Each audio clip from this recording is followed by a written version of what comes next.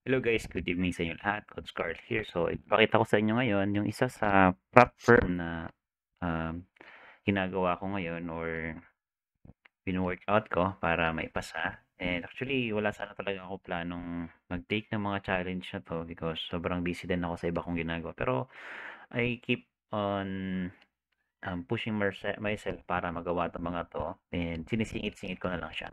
So as of now, una ko pa lang na pinag-take ng challenge is itong si 5%, no? So this one, itong portfolio na to, actually naka-promo to kaya na-track din ako during the time kasi $1 lang yung registration nila. So naka-promo siguro, kakasimula pa lang din nila. So itong dashboard niya, so nag-start ako mag-trade dito since um, okay, andito yung account niya. So, nag-start ako mag-trade dito December 29. And 1 month na ngayon. January 30 na ngayon. So, kung titignan niyo yung graph, no? So, nanibago ako sa galaw niya. And kung titignan natin dito ay nagbabumaba siya ng hanggang um, 4,903, no? So, unti-unti, winorkout ko siya and binigyan ko na siya ng pansin kasi akala ko parang nilalaro-laro ko lang siya. And ito ko naman, sabi ko, sige, try ko din, ipagpatuloy ko siya. And ayan na siya. So, nag-grow na siya ng current balance niya ngayon is total of 125 yung profit and then 5,000 yung equity niya. And ito yung mga trades niya. Ayan. Currently, meron pa ako mga position dito. Ayan yung mga history ng trades ko dito. And nandito siya. Ayan. So, as of now, meron akong current trades ngayon na ongoing. Ayan pa siya. So, sinisilip-silip ko na lang to guys. Sinisingit ko na lang siya dun sa mga ginagawa ko daily. Ayan, para mapakita nyo din. Possible naman siya guys, no? Ayan. So, ito yung kauna-unahan kong account sa prop firm. So, siguro, gagawa pa ako ng iba pang mga videos, tutorials, and um, I will take other challenge, no? Para dun sa iba pang mga prop firm na nagpo-provide ng mga ganitong opportunities. So, take advantage nyo din to guys, no? And aralin nyo mabuti. So, ang pinaka-technique lang naman dito is based on my experience during this ginagawa ko tong account. Patience lang, no? Huwag nyo madaliin. Tignan nyo yung rules. Yan yung pinaka-priority. So, may rules naman yan. Kailangan yung alamin yung rules na yan. Ayan, nakalagay naman dito. Ayan. Then, tignan nyo kung ano yung nababagay na strategy, kung ano yung available dun sa account ninyo. So, wag nyo i-force na gusto nyo madaliin, biglain nyo, ipasa nyo agad, and so on. And eventually, hindi nyo siya masusustain. Ang prop firm guys is, since you have the capital to trade, no? Malaki yung capital na ipoprovide sa'yo. Ang kailangan mo dyan is sustainability. Yung performance mo dapat is maging consistent and the same time, ma-protect mo yung account. And marami kang pwedeng gawin dito since open naman siya. Alright.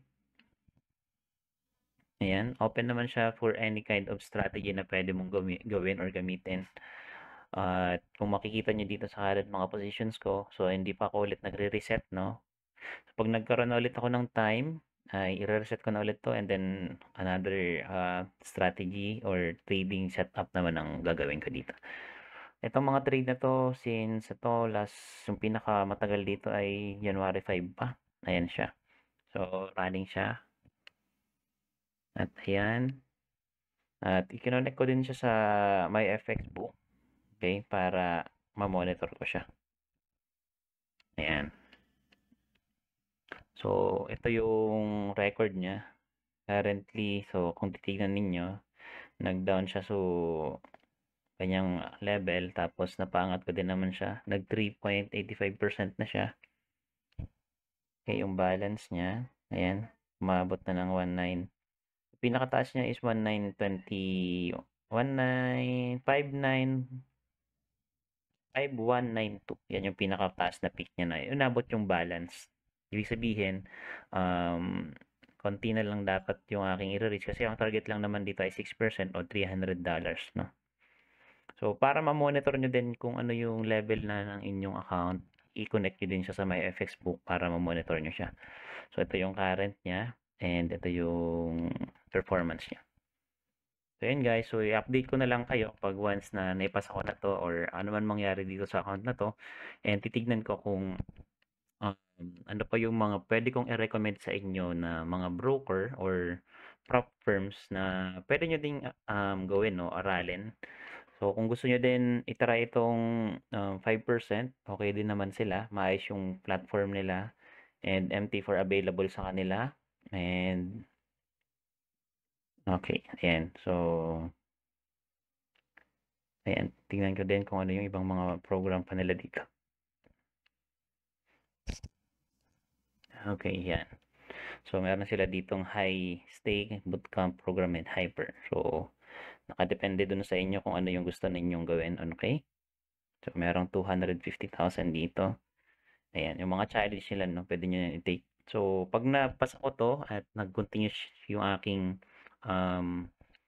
balance dito, kasi yung pinaka-target balance dito or ipiprovide sa akin ng account ay 20,000 USD.